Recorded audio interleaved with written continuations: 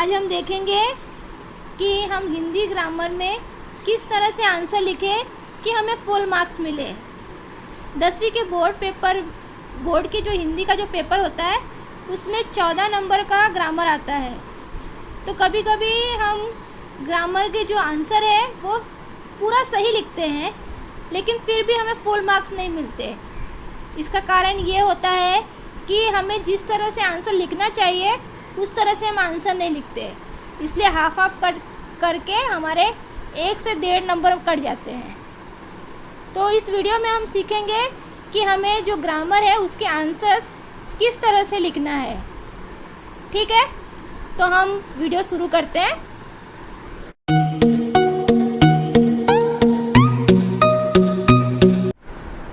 आपका पहला क्वेश्चन रहेगा, अधोरेखांकित शब्दों का शब्द भेद पहचान कर लिखिए। तो आपको सिर्फ शब्द भेद पहचान कर लिखना है, यानी सिर्फ संज्ञा है, सर्वनाम है या विशेषण है, आपको सिर्फ इसी बात के बारे में बताना है। आपको सिर्फ एक ही सेंटेंस दिया जाएगा। जैसे यहाँ पे दिया हुआ है, ज्ञान सिंह को मवेशी पालने का शौक था। तो ज्ञान सिंह क्या है? संज्ञा है ना, तो आपको ज्ञान सिंह लिखना है और उसके सामने डैश करके संज्ञा लिखना है। सेकंड है, बाहर कोई है, तो कोई का क्या हो जाएगा? कोई क्या है? सर्वनाम है, तो हमको सिर्फ कोई करना है, कोई लिखना है और उसके सामने सर्वनाम लिखना है। फिर नेक्स्ट है, तुम अब घर जाओ, तो तुम सर्वनाम, तो तुम लिखो, सर्वनाम लिखो। अभी कैसे लिखना है वो मैंने आगे दिया है, मैं आपको दिखाती हूँ। फिर क्वेश्चन नंबर 4 है, गाय को थोड़ा चारा डाल दो, तो थोड़ा क्या हो गया? विशेषण हो गया। 5वां है, भारत में सम्राट बिच्छू के समान रहते थे, तो बिच्छू क्या है? संज्ञा है, तो बिच्छू लिख कर संज्ञा लिखना है। और लास्ट है, अगले दिन हमने बस से गोवा घूमने की योजना बनाई, तो इसमें हमने क्या है? सर्वनाम है। तो आपको ये याद रखना है कि आपको सिर्फ संज्ञा, सर्वनाम और विशेषण इन तीनों में से उपयोग करना है, इसके टाइप्स नहीं लिखने हैं। समझ गए? और आपको सिर्फ एक ही सेंटेंस दिया जाएगा, आपको कोई ऑप्शन नहीं मिलेगा। तो इसका आंसर आपको कैसा लिखना है? देखिए यहाँ पे लिखा है मैंने, जैसे यहाँ पे लिखा है ज्ञान सिंह, तो डैश करके संज्ञा, कोई है तो सर्वनाम, उसके बाद तुम तो सर्वनाम, थोड़ा का विशेषण, बिच्छू संज्ञा और हमने सर्वनाम। ठीक है, अभी आपका क्वेश्चन नंबर 2 है, निम्नलिखित अवयव का अपने वाक्यों में प्रयोग कीजिए। तो अभी इसके अंदर आपको 2 वर्ड दिए जाएंगे, यानी 2 अवयव दिए जाएंगे, उसमें से आपको एक लिखना है। ठीक है, और ये 1 मार्क्स के लिए है। तो जैसे इसमें दिया है की और, तो आपको एक ऐसा सेंटेंस बनाना है जिसके अंदर ये की और यूज़ होता हो। तो रामू ने लड़की की ओर इशारा कर कहा, तो की और ये सेंटेंस आ गया ना। तो अगर आपको चाहिए तो जो आपने सेंटेंस में अगर की और उसके नीचे अंडरलाइन करेंगे ना, तो एग्जामिनर पर बहुत अच्छा इम्पैक्ट पड़ेगा। ठीक है, उसी तरह सेकंड है और, तो और का कैसे बनाया है? आप कुछ भी बना सकते हो। राम और श्याम बगीचे में टहल रहे थे, कुछ भी, आपको सिंपल सेंटेंस भी बनाना है तो बना सकते हो। और आपको मैं एक क्या बोलते हैं, एक लिस्ट बना लीजिए जिसके अंदर अलग अलग अवयव है, ताकि आपको एग्ज़ाम में सेंटेंस बनाने में कोई दिक्कत नहीं होगी और आपका टाइम भी सेव होगा। अभी थर्ड वाला है के साथ, तो मंगल के शाम को मैं अपनी पत्नी के साथ डबली बाबू के घर गया था। तो के साथ लिखने के बाद उसके नीचे आप अंडरलाइन कर देंगे तो आपको फुल मार्क्स मिल जाएंगे। उसके बाद है, राम मेरे दिल की बात तुरंत समझ गया। अभी वो तुरंत को भी यूज़ कर लिया। ठीक है, अभी नेक्स्ट इसके बाद हमारा है क्वेश्चन नंबर 3, सॉरी उसके आगे का ही है वो, राम राम। ये सब अव्ययी है, मैंने एक्स्ट्रा रखा है ताकि आपको सेंटेंस बनाने में अच्छा लगे। अभी उसके आगे मैं आपको थर्ड वाला बता रही हूँ। ये है आपका क्वेश्चन नंबर 3, ये है प्रीतिपूर्ण कीजिए। अभी इसके अंदर आपको एक शब्द दिया जाएगा, तो उसको हमको संधि विच्छेद करना होगा और उसका भेद लिखना होगा। जैसे यहाँ पे दिया है ना दिग्विजय, तो दिग्विजय का संधि विच्छेद हमको यहाँ पे देखो, यहाँ उत्तर लिख के दिखाया कि आपको आंसर लिखना कैसे है। और इसके नीचे एक ऑप्शन है गुरु उपदेश, तो आपको 2 में से सिर्फ एक ही करना है। इसके बाद देखो, अगर आप ये करते हैं तो इस तरह से, अगर ये करते हैं तो इस तरह से, आपको सिर्फ एक ही करना है और ये एक नंबर का ही आएगा। और आपको ऐसे ब्रैकेट बना के करना है, समझे, तभी आपको मार्क्स फुल देंगे। इसके बाद है निम्नलिखित वाक्यों में से सहायक क्रियाएं पहचान कर उसका मूल रूप लिखिए। ये आपका क्वेश्चन नंबर 4 है। तो ये आपको 2 मिलेगा, उसमें से आपको 1 करना है और ये भी 1 मार्क का है। तो इसमें कैसे है, पहला है टैक्सी सड़क पर तेज़ी से दौड़ पड़ी, तो इसमें सहायक क्रिया क्या है, पड़ी, और उसका मूल रूप क्या हो जाएगा, पढ़ना।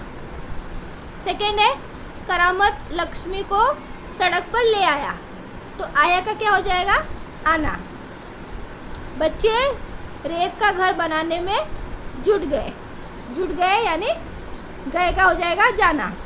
अब इसको लिखना कैसे है, यहाँ पे मैंने लिख के दिखाया है। अभी पढ़ी, आया और गए, इसे हमें ऐसे लिखना है।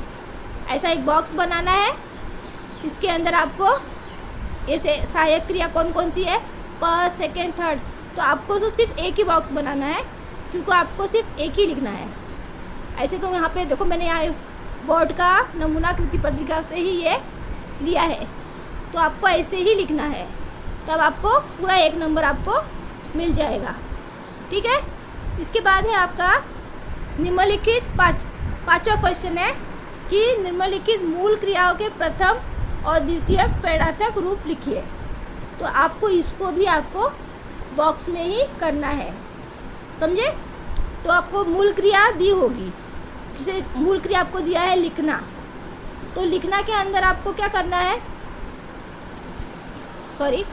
लिखना के अंदर प्रथम पैरार्थक लिखना का हो जाएगा लिखाना, और द्वितीय हो जाएगा लिखवाना,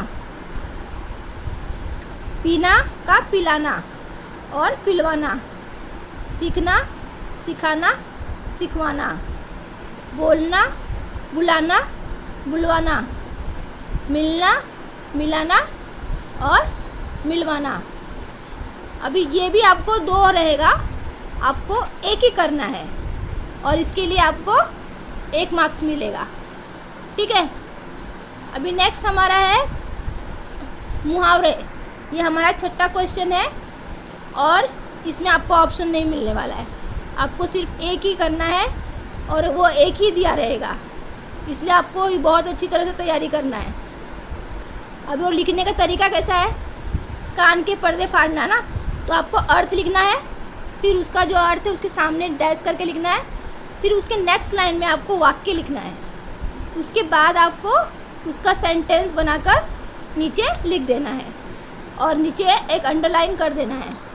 ठीक है, फिर धावा बोलना, तो चढ़ाई करना, वाक्य हो गया भारतीय जवानों ने पाकिस्तानी घुसपैठियों पर धावा बोल दिया। इस तरह से आप कर लेना।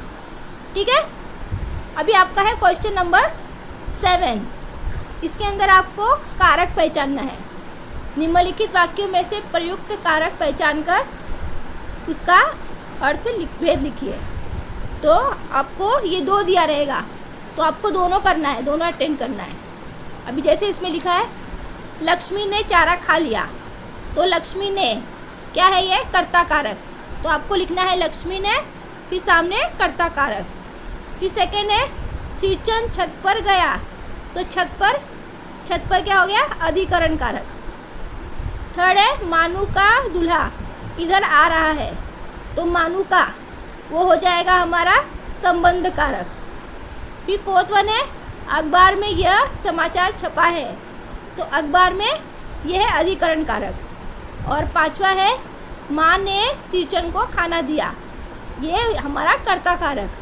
ठीक है, तो इसको कैसे लिखना है, देखो यहाँ पे मैंने दिया हुआ है, आपको बिल्कुल ऐसे ही लिखना है। आपको 2 वाक्य दिए जाएंगे, आपको दोनों का ऐसे ही लिखना है, सेंटेंस लिखना नहीं है, समझे। अभी इसके बाद है आपका क्वेश्चन नंबर 8। निम्नलिखित वाक्यों में यथास्थान उचित विराम चिन्हों का प्रयोग करके वाक्य फिर से लिखिए। तो आपको 2 वाक्य दिए जाएंगे और आपको दोनों ही करने हैं, समझे। तो इसमें सबसे पहले अभी विराम चिन्ह लगाना है, तो आपको सेंटेंस लिखना पड़ेगा, ये तो आपको पता ही है। तो लक्ष्मी पहले पूरा सेंटेंस लिखिए, उसके बाद उसको उपयोग कीजिए। तो कैसे उपयोग करना है, अभी देखो यहाँ पे इसका आंसर है। देखो, लक्ष्मी के शरीर में एक सिरहन दौड़ गई, तो हमने यहाँ पे पूर्ण विराम लगा दिया है, बिंदी लगा दिया है, ये चिन्ह लगा दिया है। सेकंड वाले में तो दूध न देने की सज़ा उसे लाठियों से दी गई, तो इसका इन्वर्टेड कामा के अंदर और एक क्वेश्चन मार्क लगा देना है। ठीक है, अभी नेक्स्ट इसके बाद है आपका क्वेश्चन नंबर 9। यह काल परिवर्तन करना है हमको, तो इसके अंदर हमको 2 वाक्य दिए गए होंगे, उसमें से हमको 3 वाक्य दिए गए होंगे, उसमें से आपको 2 वाक्य करने हैं, समझे। तो जैसे इसमें लिखा है उसमें कुछ खुरचन गिरी थी, उसको हमें सामान्य वर्तमान काल में चेंज करना है।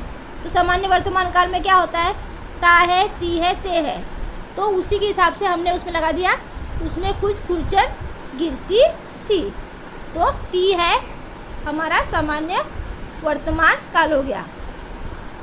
सेकेंड है 5 मिनट में पिटारी खाली हो गई, सामान्य भविष्य काल करना है हमको। तो सामान्य भविष्यकाल में क्या लगता है, गा, गी, गे, तो उसी के हिसाब से हम लिख देंगे 5 मिनट में पिटारी खाली हो जाएगी। हम लोग बाद में ना इसका step by step her video में इसका डिटेल्स में सीखेंगे, ताकि आपको आसानी हो जाएगी। और थर्ड है सहसा कानों में आवाज़ आई, अपूर्ण वर्तमान काल, तो इसमें रहा है, रही है, रहे हैं, तो सहसा कानों में आवाज़ आ रही है। ठीक है, समझ गए। आपको दो करना है, हाँ, 3 ऑप्शन में 3 दिया होगा, आपको 2 करना है। ठीक है, इसके लिए आपको 2 मार्क्स मिलेंगे। अभी नेक्स्ट है क्वेश्चन नंबर 10। निम्नलिखित वाक्यों के रचना के आधार पर वाक्य पहचानिए। इसके अंदर आपको है ना 2 क्वेश्चन रहेंगे, एक अ होगा, एक ब। एक रचना के आधार पर होगा जो हमें पहचानना होगा। रचना के आधार पे क्या होता है, रचना के आधार पे वाक्य के 3 भेद होते हैं, सरल वाक्य, संयुक्त वाक्य और मिश्रित वाक्य। तो हमको ये जो है रचना के आधार पे है वो हमें पहचानने के लिए आएगा। तो जैसे जब पूरी शक्ति केंद्रित होगी तो इंट्यूटिव आएगी, आई बनाएगी, तो ये हमारा हो जाएगा मिश्र वाक्य। सेकंड है तुम लोग यह मनाओ कि जब तक जिंदा रहूं लिखता रहूं, ये भी की लगा है, तो इसका मतलब ये भी मिश्र वाक्य है। और थर्ड है हम लोगों ने आपका बहुत समय लिया, बल्कि आपकी उम्र और स्वास्थ्य का भी लिहाज नहीं किया, तो ये बल्कि ये दोनों स्वतंत्र वाक्य है, तो ये संयुक्त वाक्य हो गया। तो हमको इसको कैसे लिखना है, देखो इसका लिखने का ये तरीका है। देखो आपको सिर्फ उत्तर लिखना है, जो आंसर है वो लिखना है। ठीक है, अभी इसी का बी आंसर है ब, वो आपको अर्थ के आधार पर है, लेकिन ये आपको पहचानना नहीं है, ये आपको परिवर्तित करना है, समझे।